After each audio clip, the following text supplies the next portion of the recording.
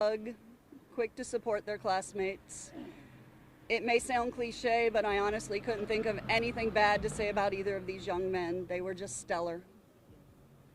What can you say about their potential? I mean, they're in an IB program. Both of them are slated to go to wonderful schools.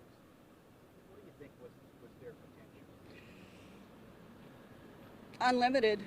These were incredible young men that could have made a big difference, not just in our community, but in the world itself. And I believe they would have. Thank you. Hi, I'm Nan Sizemore, N-A-N, with like Nancy but not Nancy. Sizemore, S-I-S-E-M-O-R-E. I was Zach and Albert's English teacher. I had Albert in 10th grade. Not just their potential, but what they've already done for our community. Zach worked with wounded combat veterans, teaching them how to scuba dive. He worked with our engineering program. I mean, it's not just the potential that they had, but it's the impact that they've already had. We have a group of very, very emotional students who realize that they've lost a friend, two friends, and it's just something that parents should not have to do and teenagers should not have to do.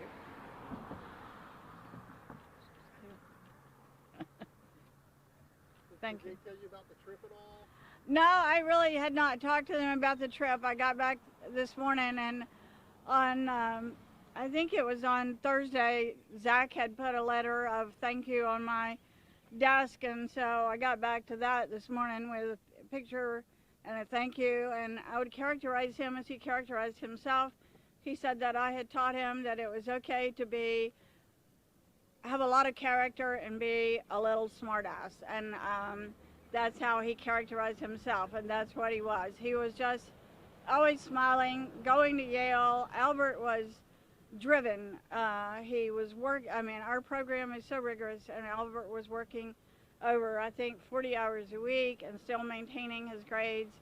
So they were just both such a loss, such a tragedy. Yes, I mean, you couldn't ask for better, really. So, any other questions? I guess they truly cared about others. You mentioned the Wounded Warriors. We heard also something about Google and making toys, something like that. I mean, Yes, they used the engineering program, and they were making cars for our servicemen to have in Afghanistan to hand out to the children over there. Unfortunately, it never came to fruition because of a holdup in the State Department. But they made the cars.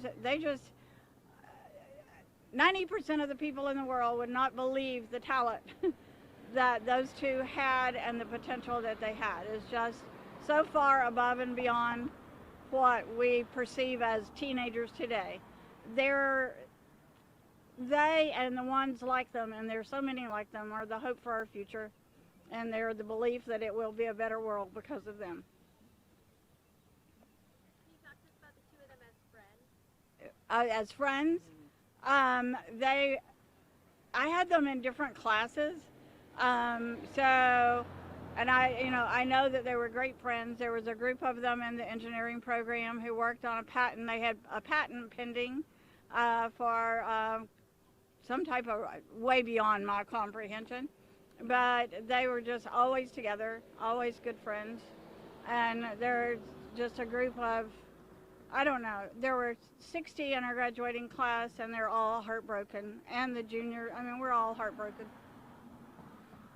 So, thank you. Any last questions for the principal before we wrap this up? How do the students move forward after this?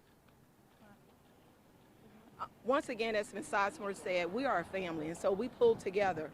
And even though this tragedy happened over the weekend, we have all come together as a family to not only help the immediate family that have gone through this and that are going through this, but as a school family. So it's very important that, the media know how, important it is for us to, respect the privacy of these families, but also to know that we come together regardless to what's going on at Southeast for the betterment of our kids.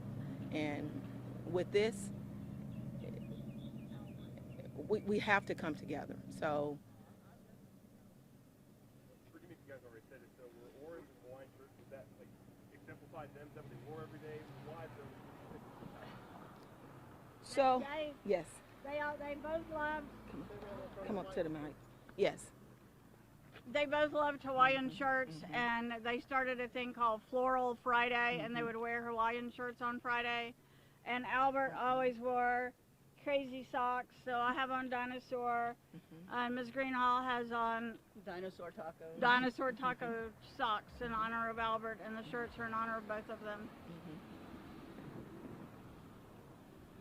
Cherie, will you say, spell your last name again? GREENHALGH. Can you talk about the balloon release? That was several students put today together to wear the shirts, either the floral or the orange.